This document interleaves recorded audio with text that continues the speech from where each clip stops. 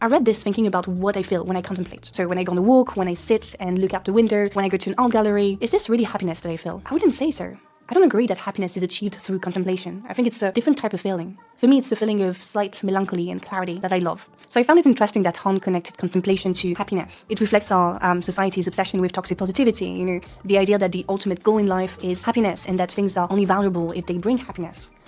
I don't agree with that. I think that contemplation can bring up a bunch of different emotions, including sadness, but that doesn't make it less worthy. For me, a fulfilling life is a life full of emotions in all their variety: sadness, anger, joy, fear, love. This second point is going to sound very specific, but it connects to bigger topics. I feel like Han's book is, or can be read as a manifesto for inactivity, and that in order to reach as many people as possible, Han chose to depoliticize inactivity. I mean, sure, Han criticizes neoliberalism, but I feel like the criticism isn't strong enough.